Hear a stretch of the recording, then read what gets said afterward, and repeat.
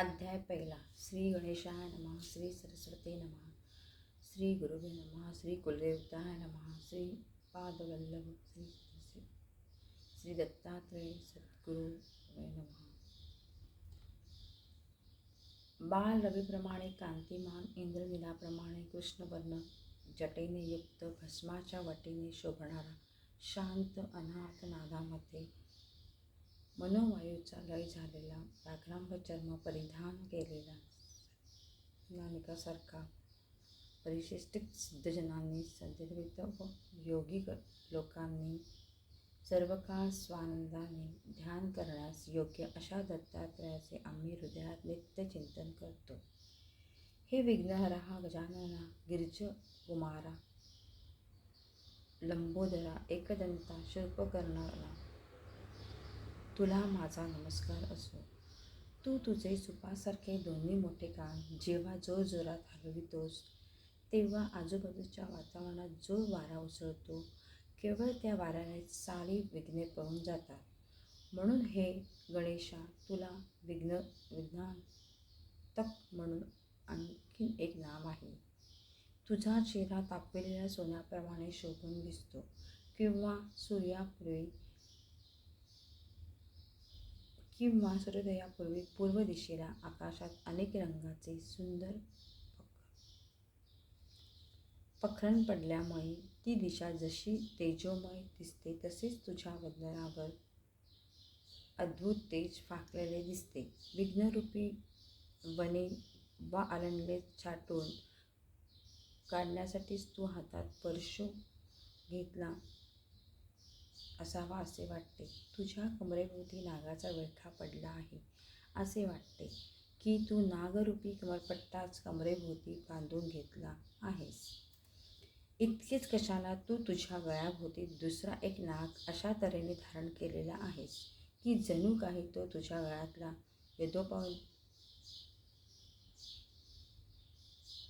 तुझ्या गळ्यातला जानवे आहे. तुझे चारी हात अतिशय मनोहारी दिसतात. तसेच तुझ्या त्या विशाल डोळ्यापुढे पाहून असे वाटते, की जणू साऱ्या विघ्नाचा नाश करून या विश्वाचे तू प्रतिपालनच करीत आहेस. केवळ तुझ्या चिंतनामुळे विघ्नाची बाधा होत नाही आणि विनाविलंबे सारे मनोरथ पूर्ण होतात. हे लंबोदरा, तू 14 विद्याचा स्वामी आहेस, तेव्हा कुठल्याही मंगल कार्याची सुरुवात करण्यापूर्वी सर्वजण प्रथम तुला वंदन करतात. गुरुचरित्राची ही दिनदर्शिका लिहिण्यापूर्वी हा प्रभाकरही तुला मोठ्या भक्तिभावाने वंदन करतो आहे.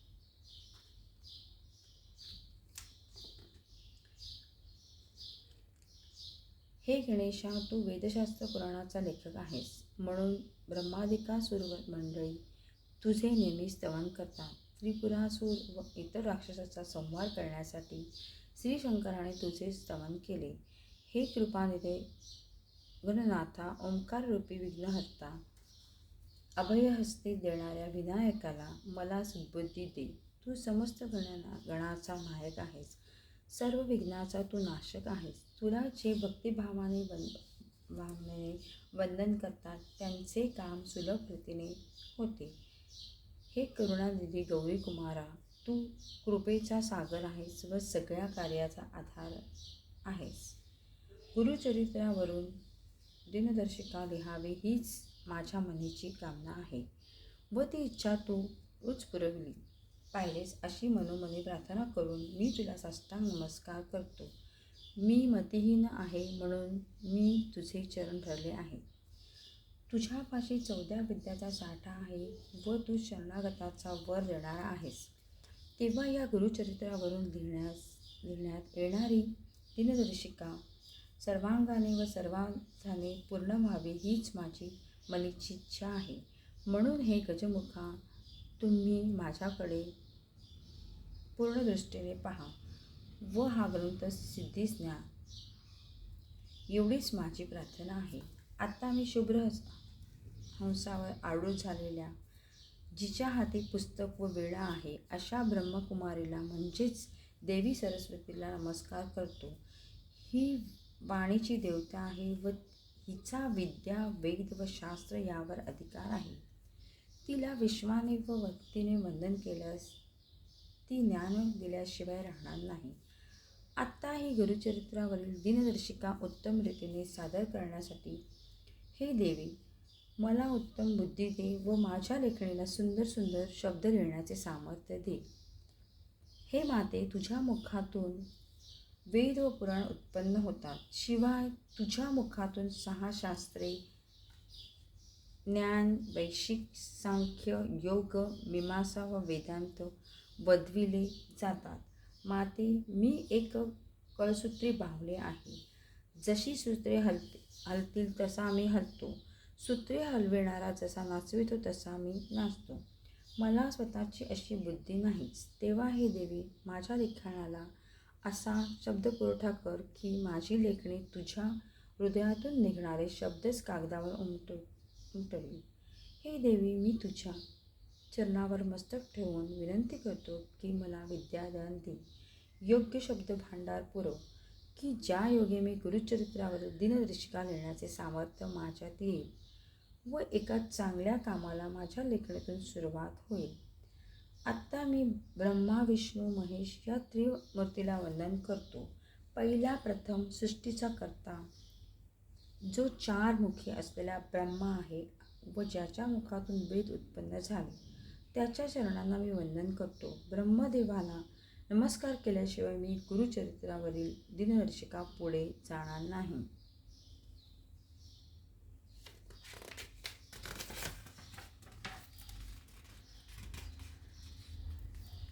ब्रह्मानंतर जो या विश्वाचा नायक अथवा धनी आहे, जो क्षीरसागरात रात्रंदिवस लक्ष्मीसिंह वस्ती करून असतो, ज्याच्या 4ही हातात शंख, चक्र, गदा, पद्म असून व ज्याच्या नाभीतून कमळ उत्पन्न झालेले आहे आणि जो पितांबर नेसलेला आहे, गळ्यात वैजयंती माळा आहेत व जो चरणागतांनी इच्छिलेली मनोकामना पुरवितो, अशा ऋषिकेशाला म्हणजे श्री विष्णूला मी नमस्कार करतो. नंतर ज्याने मस्तकी गंगा धारण केलेली आहे, ज्याला 5 मुखे व 7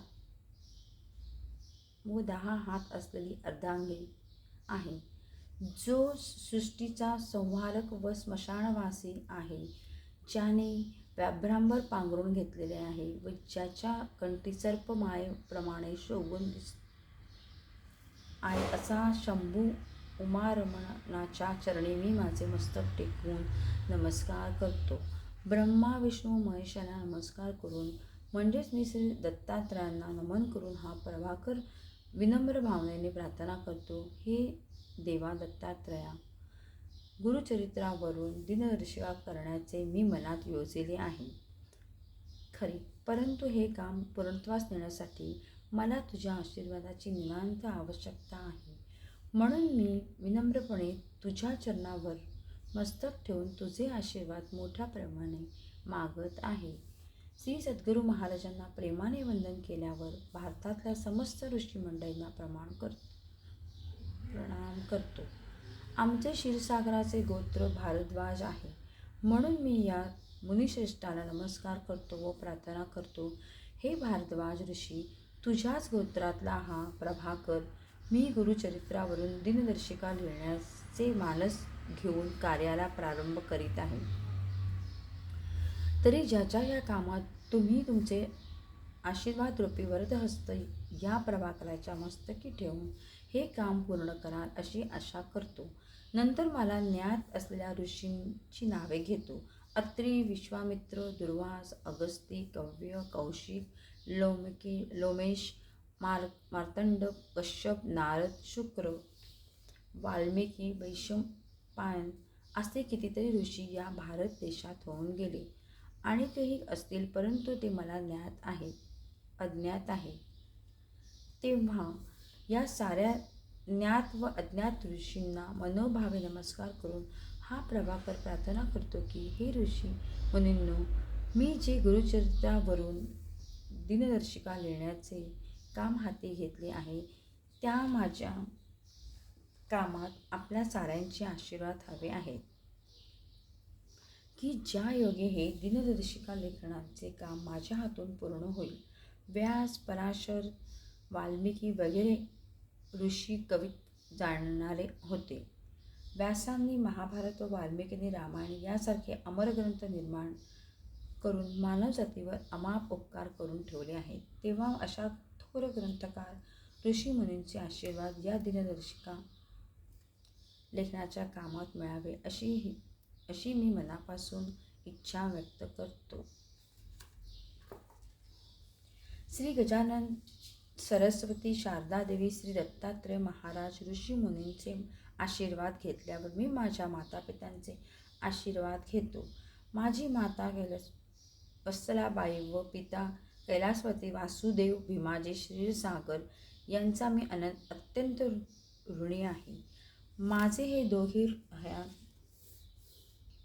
नाहीत, परंतु या दोघांनी मला जी शिकवण दिली व माझ्यावर जे संस्कार केले ते संत चरित्र लिहिताना मला फार उपयोगी पडत आहेत.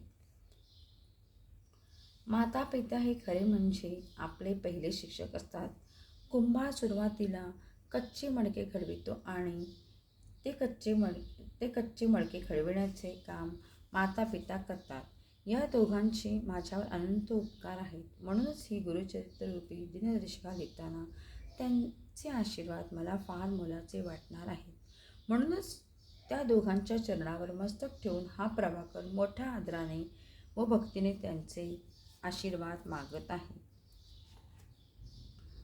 माता पित्यानंतर माझे गुरु कैलासपती चिंतामणी रामचंद्र चिपळूणकर यांचे आशीर्वाद मागतो.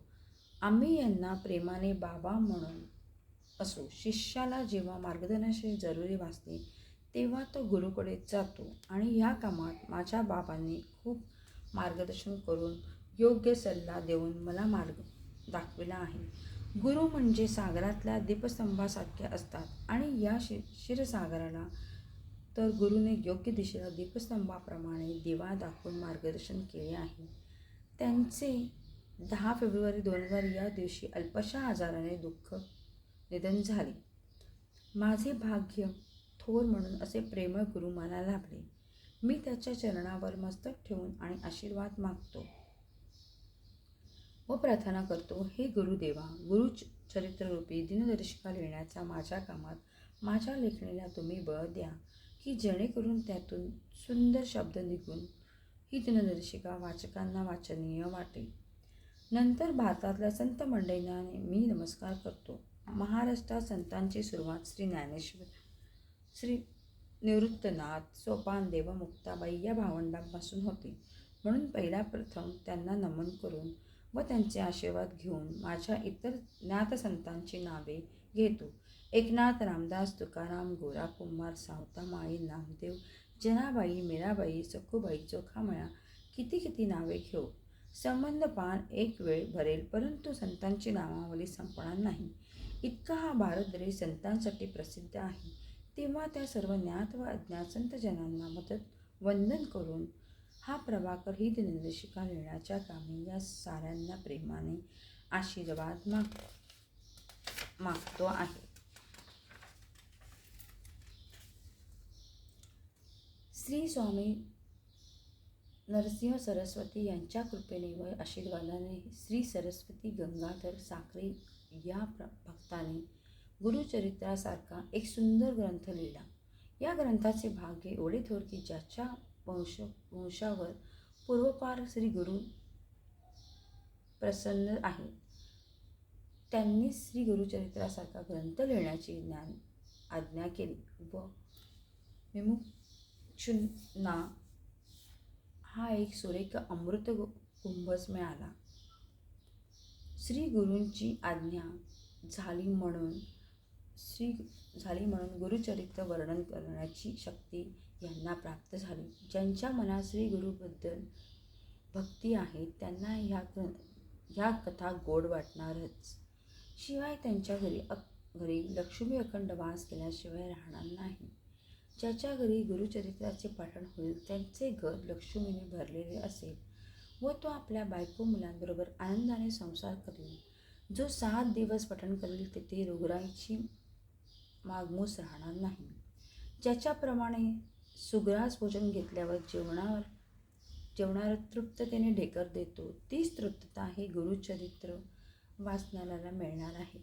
या ब्रह्मानंदाची गोडी अवर्णनीय आहे. त्यांचे फळ तत्काळ मिळते. असे हे गुरुचरित्र कामधेनूप्रमाणे आपण इच्छिलेले बळ आपल्याला दिल्याशिवाय राहणार नाही. आता श्री गुरु नरसिंह सरस्वतीची कथा ऐकूया. जेव्हा श्री गुरु नरसिंह सरस्वती गाणगापूर होते, त्यांची ख्याती एवढी पसरली की चारी दिशातून लोक त्यांच्या दर्शनासाठी येऊ लागले. जणू काही मोठी यात्राच भरली. ज्या इच्छेने लोक जायचे त्यांची इच्छा सफल व्हायची.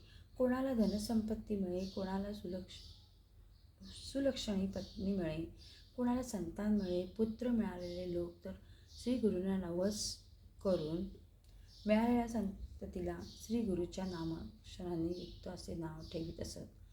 याला श्री गुरूवरील भक्ती म्हणतात. असाच एक भक्त, त्याला आपण नामधारक म्हणून चिंतेने व्याकुळ झाला होता. तो गुरुदर्शनी घेण्यासाठी निघाला. माझा देह सापडला तरी बेहत्तर, माझा देह सांडला तरी बेहत्तर, परंतु गुरुमूर्तीला पाहिल्याशिवाय मी राहणार नाही, अशा निर्धाराने तो निघाला. गुरुचे नामस्मरण केल्याने दैत्यांचा नाश होतो असे म्हणतात.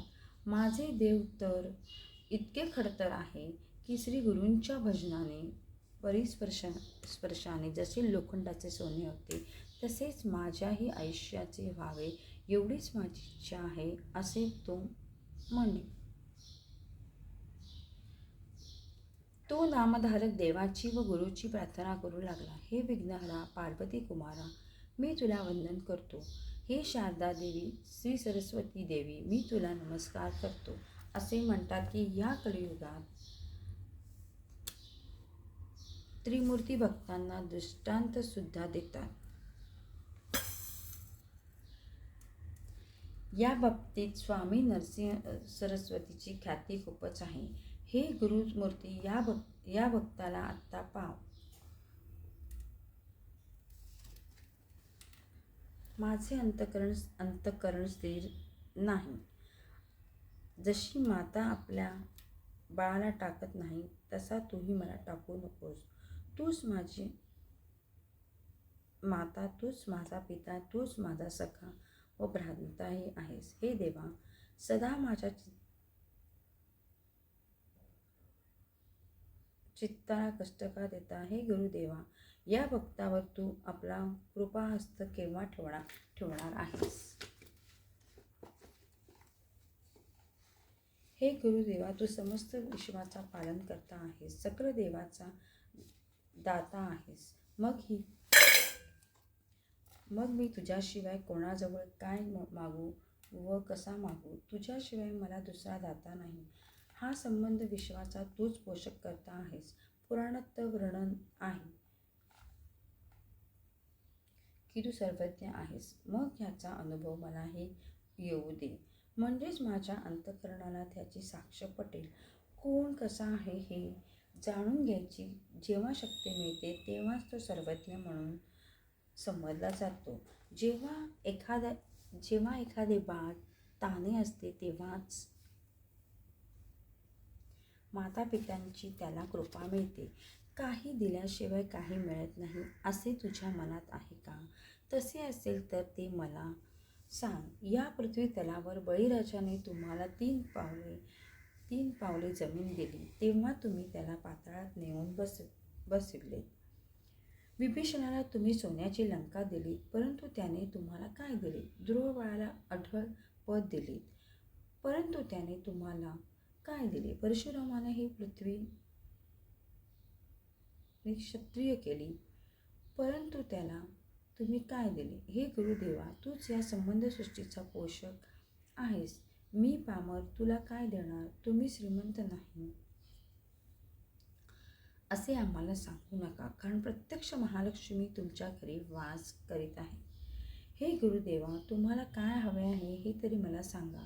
मातेच्या मांडीवर बसलेले ताने बाळ दुधाच्या अपेक्षाने आपले तोंड आग असून बसलेले असते. अशा या बाळापाशी माता काही सांगते का? आणि बाळ तरी काय देणार? हे गुरुदेवा, मीही तुझा बालक आहे. मी तुम्हाला काय देऊ हेच मला समजत नाही. तू मला काही देणार नाहीस ही गोष्ट मला पटतच नाही. कारण तू ह्या 14ही भुवनांचा दाता आहेस. मी तुझी सेवा नीट केली नाही म्हणून तुझ्या मनी काही दुसरेच विचार बसत आहेत काय? सेवा करून घेतल्यावर सामान्य माणसं ही सेवा करणाऱ्याला काहीतरी देतो. तळी, विहिरी, सरोवरी ही जमिनीवर आहेत आणि आकाशातून जेव्हा मेघ वर्षाव करतील तेव्हाच ती सारी पाण्याने तुडुंब भरतात. सर्वांना पिण्यासाठी भरपूर पाणी देऊन हे मेघ मानवजातीची सेवाच करीत आहेत. मेघाचा हा स्वभावच आहे. हे गुरुदेवा, तुम्ही साक्षात दयाधीन आहात. माझ्यामुळे माझ्याकडून आपण सेवेची अपेक्षा करीत असाल असे मला वाटत नाही. कारण मीच काय, आमच्या वंशात प्रत्येकजण तुझे दास आहे. ही दास म्हणून राहण्याची परंपरा आमच्यात वंशोवंशी आहे. मी सेवा तरी कसली करू हे माझ्या अस्थिर मनाला मुळीच समजत नाही. माझ्या पूर्वजांनी तुझी खूपच सेवा केली आहे आणि हे सारे संग्रह करून तुला अर्पणे करण्यात आले आहे. पित्याने केलेली सेवाच पुत्रही पुढे चालवित आहे. तेव्हा हे गुरुदेवा, माझे प्रतिपालन तुम्हीच करावे.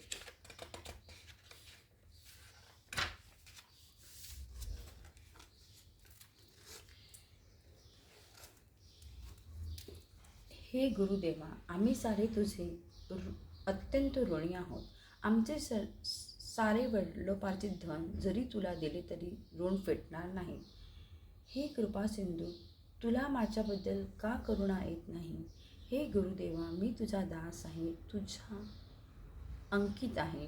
तेव्हा तू माझ्यावर निष्ठुर होऊ नकोस. माझे अपराध मनात धरून माझ्याकडे क्रोधित नजरेने पाहू नकोस. प्रल्हादासारखा सेवकाचा तू कैवारी झालास, तिकडे तू निष्ठुर झाला नाहीस. मग माझ्यावरील निष्ठुरता का? कधी कधी बालक अज्ञानाने मातेला निष्ठुरतेने बोलतो, परंतु माता त्या बालकावर रागवत नाही. उलट प्रेमाने त्या बालकाला आलिंगन देऊन त्याला समजवते. हे गुरुदेवा, तू माझ्याशी बोलत नाहीस. तू का बोलत नाहीस? असा मी कोणता अपराध केला म्हणून तुला माझ्यावर इतका राग आला आहे ते तरी कृपा करून सांग. माता जर रागावून बोलली तर बालक पित्याकडे जाऊन तक्रार करतो आणि पिता जर रागावला तर माता बालकाला पाठीशी घेते. हे गुरुनाथा, आमची माता व पिता तूच आहेस. तेव्हा तूच रागवलास तर आम्हाला कोण क्षमा करेल? हे गुरुदेवा, तू कसलाही असलास तरी मी एकच प्रार्थना करीन की तूच माझा प्रतिपाळ कर. लोक तुला अनाथारक्षक म्हणतात आणि मी तर तुझा बालक आहे. तेव्हा तूच मला प्रतिपाळावे. तुला पुराणात कृपाळू म्हणतात. तू सर्वांचे ऐकतोस असेही म्हणतात. परंतु माझेच बोल किंवा माझीच प्रार्थना तुझ्या कानावर का पडत नाही? तुला माझा कंटाळा तर आला नाही ना? असे म्हणतात की करून वचने ऐकून पाषाणही विरघळतो. तू तर गुरुदेव आहेस, करुणाकर आहेस. मग माझेच बोल तुला का ऐकू येत नाही? अशा प्रकारे नामकरणीने विनवणी केल्यावर जशी एखादी गाय वासरासाठी घरी धावत येते तसे श्री गुरु यांच्या हृदय मंदिरात धावून आले. नामकरणीने मनोमनी त्यांच्या चरणावर मस्तक ठेवले व केस मोकळे करून श्री गुरुच्या चरणाची धूळ झाडली. त्यांच्या डोळ्यातून अश्रू वाहू लागले. त्यांनी श्री गुरुची मानस पूजा केली. तेव्हा त्यांच्या हृदयात श्री गुरु स्थिरावले. सरस्वती गंगाधर म्हणतात, हे गुरुदेवा, तुम्ही भक्तांच्या हृदयात अशा प्रकारे स्थिरावता हे पाहून तुमचा हा भक्त खूप संतोषला आहे. श्री गुरुचरित्राचा मंगलाचरण नावाचा पहिला अध्याय समाप्त झाला. श्री गुरु दत्तात्रेयार्पणमस्तु. श्री गुरुदेव दत्त.